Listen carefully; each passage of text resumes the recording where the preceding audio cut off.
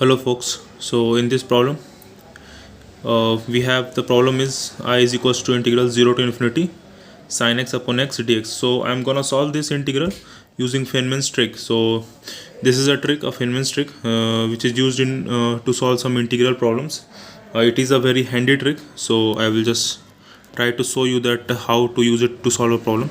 So this is the problem. I'm gonna write a integral function, general integral function I alpha equals to 0 to infinity and e to the power minus alpha x into sin x upon dx. So basically you can observe that I have just multiplied e to the power minus alpha x to this original function that we had, and I have generalized a function in terms of alpha, this integral function.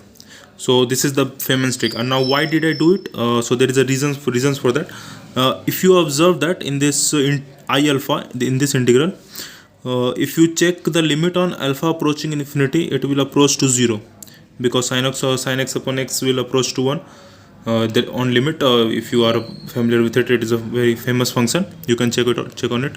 So limit of I alpha on alpha approaching infinity will be 0, and this is pretty easy. You can check yourself, not much of it, but yeah. And the second reason is that on partial differentiation of this function, e to the power minus alpha x with respect to x, this minus x we are differentiating with respect to x, so alpha sorry, this is del upon del alpha, sorry, I have written it wrong.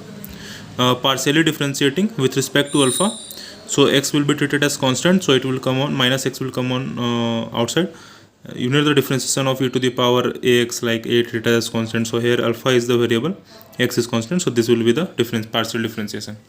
These are basic things. I hope you know it. Okay, so these two are the reasons which will be used in the further steps.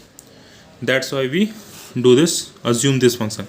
Now I am going to work on this function. I am going to differentiate both sides. Okay, so on differentiating both sides with respect to alpha, obviously, so this will become I dash alpha, and on this side with differentiating with respect to alpha, so x will be treated as constant, so this will be constant and this will also be constant, so integral will not be affected because integral is on dx, so the differentiation will not affect the integration because integration is on x.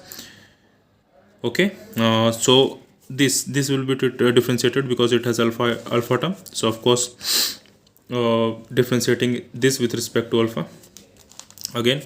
So if you differentiate this with respect to alpha, this will be nothing but minus x into e to the power minus alpha x, and this now this is the reason that this x will cancel out, this the denominator x, this denominator x will be cancelled out by this x. Okay, so if you write this as minus x into e to the power minus x, so that x and that x will be cancelled out and it will become this.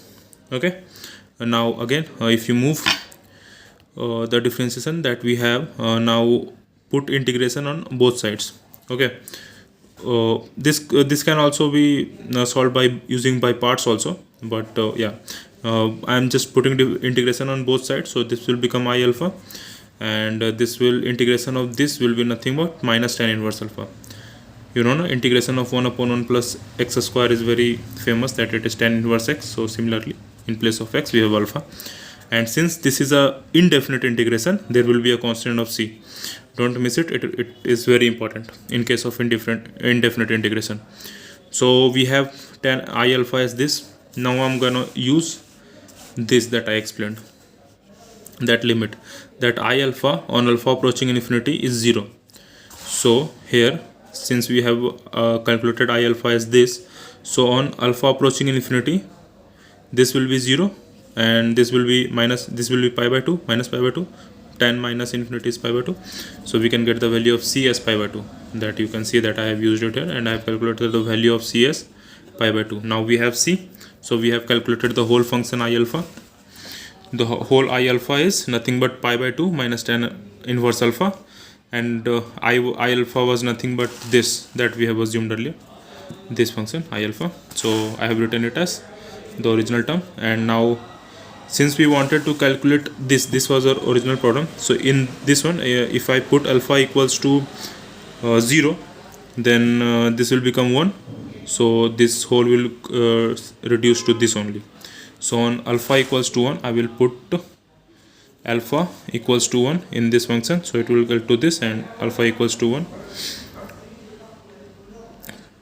sorry, alpha equals to 0, sorry, so alpha equal to 0, this will be 0 and this will be 0, and so the answer will be pi by 2, you can see.